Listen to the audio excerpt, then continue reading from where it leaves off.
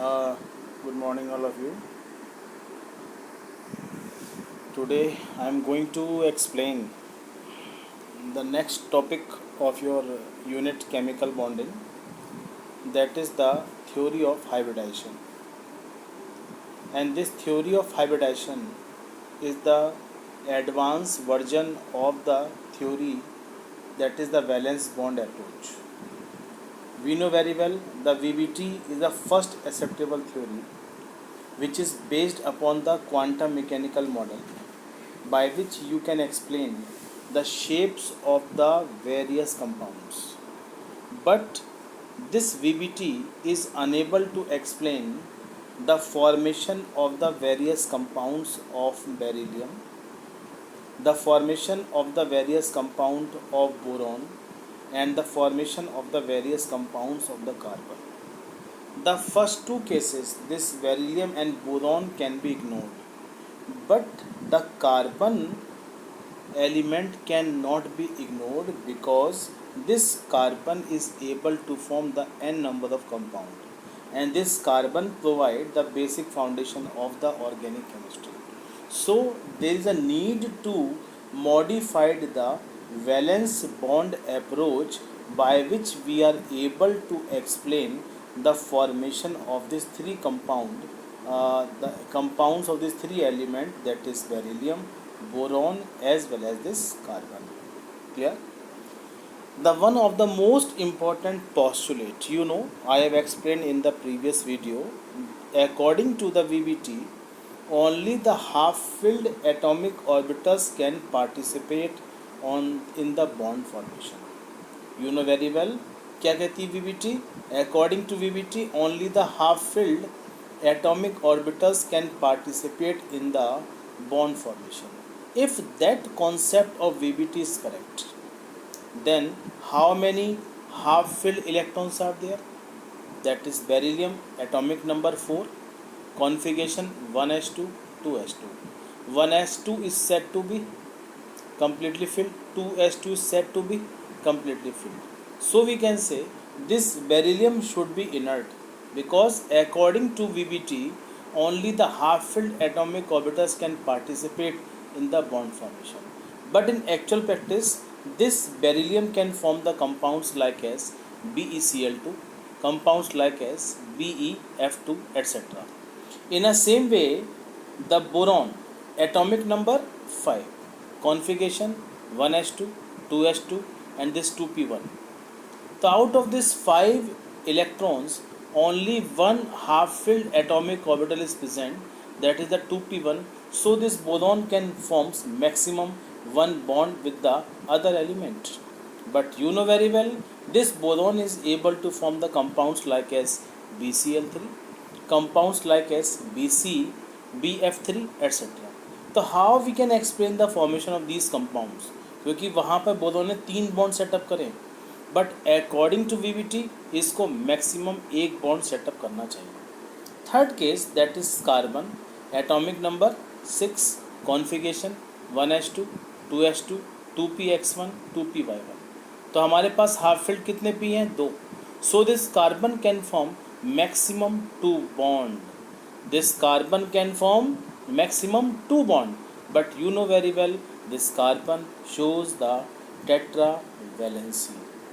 If the tetravalency of the carbon cannot be explained by this VBT, तो how we can explain the formation of the various organic compounds? तो हम बाकी organic compound का formation कैसे explain करेंगे? क्योंकि without the carbon, without the explanation of the tetravalency, हम carbon compounds का फॉर्मेशन एक्सप्लेन नहीं कर सकते. So there is a need to modified the valence bond approach, and this valence bond approach in the modified way known as the concept of the hybridization. Or you can say, if you want to explain the formation of the beryllium, boron and carbon compounds, तो हमने VBT को slightly modified कर दिया. क्या modifications हमने किया? कुछ points को मॉडिफाइड करने के बाद हमने क्या कंक्लूड किया कि whenever the element of different compound, जैसे यहाँ एग्जांपल लिखा है BF3, एग्जाम्पल लिखा है CH4, एग्जाम्पल लिखा है CCl4, एग्जाम्पल CO2। तो याद रखिएगा, जब एक कार्बन के कांटेक्ट में 4 H एटम आते हैं, क्या हो रहा है according to high concept of hybridisation, जब एक कार्बन के कांटेक्ट में 4 H एटम आएंगे तो सेंटर में कार्बन, यहाँ एक H एटम, यहाँ भी एक H एटम, ये भी एक H एटम और ये भी एक H एटम, तो 4 H एटम बीच वाले कार्बन के साथ एक स्ट्रॉन्ग डाइपोल सेटअप कर लेगा। इस डाइपोल के बनने की वजह से जो कार्बन एटम है इट बिकम्स एक्साइटेड। तो ग्राउंड स्टेट कॉन्फ़िगरेशन कौन सी है कार्बन की, जहाँ पर 1s2, 2s2, 2px1, 2py1 के इलेक्ट्रॉन्स प्रेजेंट हैं। अभी तक किसी H ने अप्रोच नहीं किया, लेकिन जब इस कार्बन के कॉन्टैक्ट में 4 H एटम आएंगे तो कार्बन का एक इलेक्ट्रॉन 2s से खाली पड़े 2pz के अंदर शिफ्ट कर जाएगा। आप देख सकते हैं यहाँ पर कॉन्फ़िगरेशन में, यहाँ पर 1s2, ये 2s2 का एक इलेक्ट्रॉन किस में आ गया, this is the 2pz1 and this state known as excited state. अब हमारे पास इस एक्साइटेड स्टेट में आने के बाद कार्बन के कितने हाफ फिल्ड एटॉमिक ऑर्बिटल्स हैं, दिस 2s1 एक half filled atomic orbital, 2px1, this 2py1 and this is 2pz1।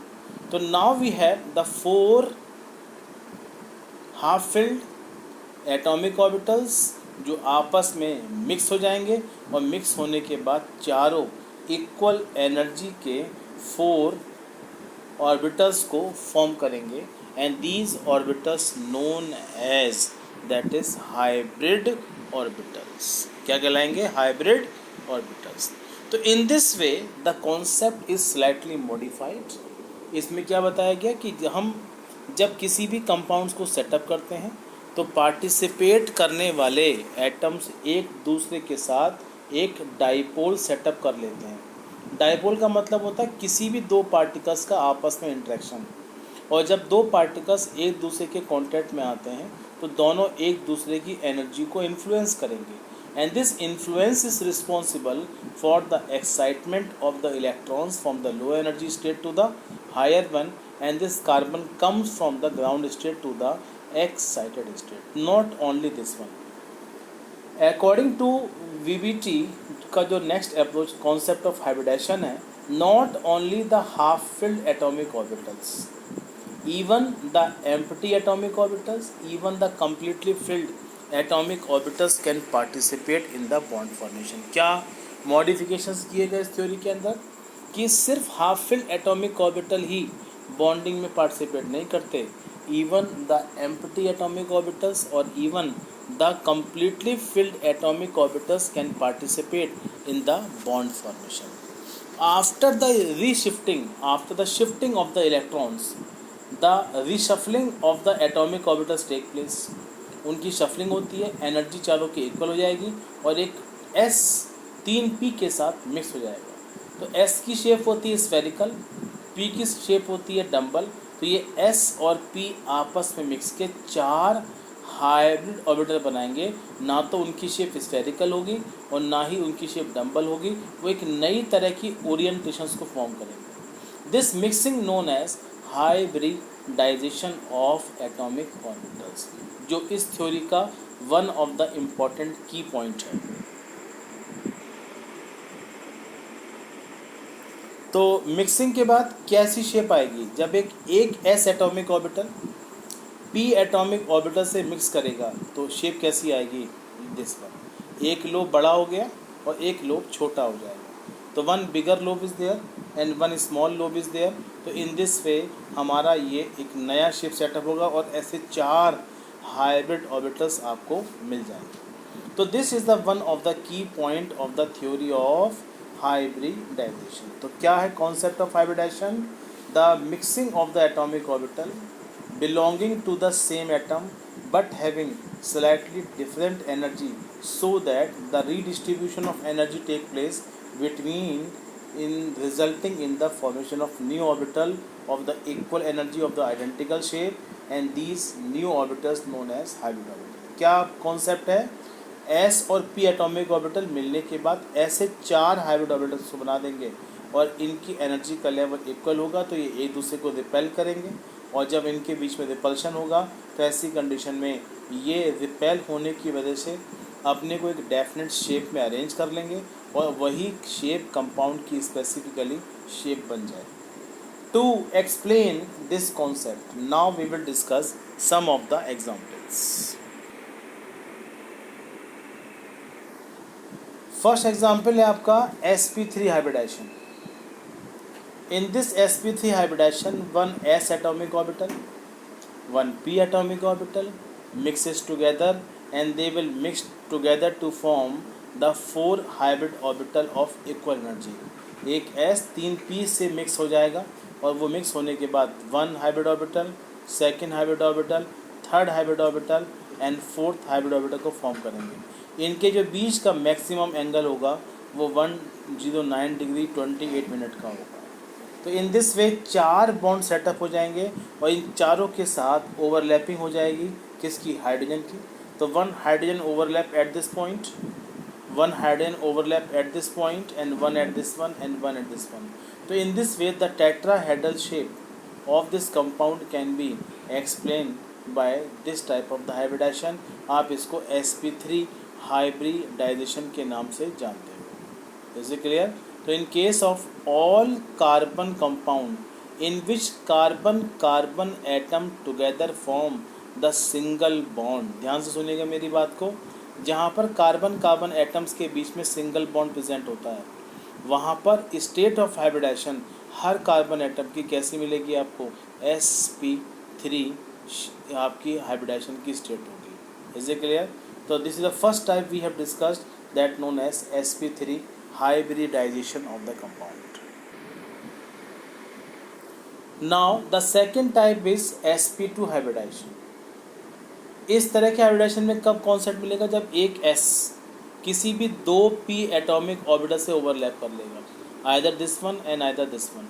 तो इनकी मिक्सिंग के बाद जो आपका एक कैसा बचेगा, आपका अनहाइब्रिडाइज्ड, जो मिक्सिंग में इन्वॉल्व नहीं हो पाया। क्या रीज़न होता है इसके पीछे? जैसे एग्जाम्पल होता है आपका इन case of this example BF3, in case of example BH3, ये सभी वो एग्जाम्पल्स हैं जहाँ पर state of hybridisation sp2। Actual में जब fluorine atom and boron atoms एक दूसरे के कॉन्टैक्ट में आते हैं तो कॉन्टैक्ट में आने के बाद दोनों के बीच में एनर्जी का लेवल कम होता है। तो इलेक्ट्रॉन की शिफ्टिंग तो हो गई लोअर एनर्जी स्टेट से हायर के अंदर, लेकिन चारों हाइब्रिड ऑर्बिटल्स को, चारों एटॉमिक ऑर्बिटल्स को आपस में मिक्स करने के लिए सफिशिएंट अवेलेबल एनर्जी नहीं होती। एनर्जी का लेवल इतना ही हमारे पास अवेलेबल है, या एक s और मैक्सिमम से मैक्सिमम 2p एटॉमिक ऑर्बिटल्स आपस में मिक्स हो सकते हैं। इसकी वजह से एक एटॉमिक ऑर्बिटल आपका कैसा रह जाएगा, unhybridised. In case of the C2H4 molecule, in case of the BF3 molecule, in case of the BH3 molecule, and always you will find the state of hybridization is sp2। इसे clear? तो sp2 hybridisation के अंदर एक आपको unhybridised orbital, ये triangular shape आपको मिलेगी, 120 degree का एंगल इनके बीच में प्रेजेंट होगा। याद रखिएगा, ऐसे कंपाउंड जब आपस में इंटरेक्ट करते हैं तो they always form the double bond. जितने भी कार्बन कंपाउंड्स आपको इस डबल बॉन्ड वाले मिलेंगे, उन सभी डबल बॉन्ड वाले कंपाउंड्स में स्टेट ऑफ हाइब्रिडाइजेशन आपकी कैसी मिलेगी, that is always the sp2 hybridisation.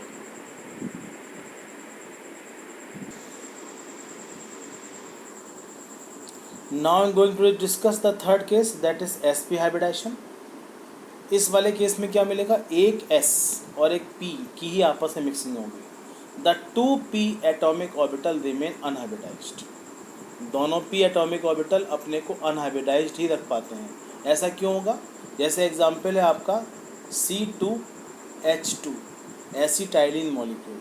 तो एक कार्बन के कांटेक्ट में एक H एटम आ रहा है, क्योंकि C2 बोला आपने, H2 बोला, तो in case of the C2H2 molecule maximum carbon carbon के बीच में एक कार्बन के कांटेक्ट में एक H एटम आएगा। तो कार्बन और H एटम का डाइपोल वीक हो जाएगा। इसीलिए एनर्जी का लेवल इतना कम होता है कि मैक्सिमम ब्लेंडिंग या मिक्सिंग दो ही एटॉमिक ऑर्बिटल की हो सकती है, एक s की और एक मैक्सिमम से मैक्सिमम p की, and the two p atomic orbital remain unhybridized and this state of hybridization known as sp hybridization. तो in case of the C2H2 molecule and many other cases जहाँ पर triple bond आपको मिलेगा, the state of hybridisation आपकी हमेशा sp ही मिलेगी। तो this concept can better explain the limitations of the valence bond theory.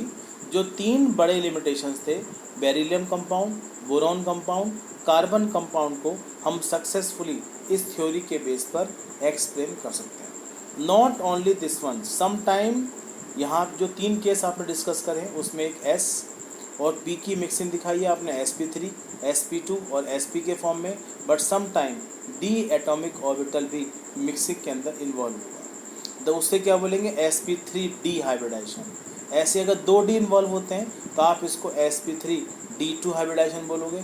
अगर 3D इन्वॉल्व हैं तो आप इसको sp3d3 हाइब्रिडाइजेशन के फॉर्म में आप इस कॉन्सेप्ट को एक्सप्लेन करोगे।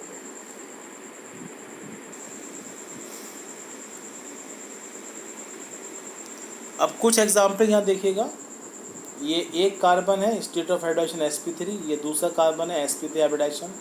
ये इस तरीके से हेड टू हेड ओवरलैप करके सिग्मा बॉन्ड बना लेंगे। यहाँ पर हाइड्रोजन एटम, ये H एटम, ये H एटम और ये तीनों H एटम इससे ओवरलैप करके, तो शेप कैसी मिलेगी 109 डिग्री की, और 109 के बाद ये जो कंपाउंड बनेगा इसकी स्टेट ऑफ हाइब्रिडाइजेशन sp3 हो जाएगी। You can take the one more example. इस वाले केस में क्या मिलेगा, ये आपका C2H4 मॉलिक्यूल है, एक कार्बन के पास क्या है जिसमें शेडेड पार्ट नहीं है, वो अनहाइब्रिडाइज्ड p एटॉमिक ऑर्बिटल है, और जो पिंक कलर से इंडिकेट किए गए हैं and all these are the hybrid orbitals जो मिक्सिंग से सेटअप हुए हैं, और इस तरीके से ये डबल बॉन्ड सेटअप हो जाएगा। तो एक कार्बन ऐसा होगा, इसके साथ दूसरा कार्बन भी इस फॉर्म में मिलेगा, और दीज टू कार्बन एटम यहाँ पर देखिएगा, one carbon atom is this one, second carbon atom is this one, ये कैसे हैं आपके अनहाइब्रिडाइज्ड p जो साइडवेज ओवरलैप कर जाएंगे, जिससे पाई बॉन्ड बन जाएगा और बीच में क्या बनेगा सिग्मा बॉन्ड। तो the bond angle is 120 degree, और ये जो पाई क्लाउड बनेगा वो इस तरफ से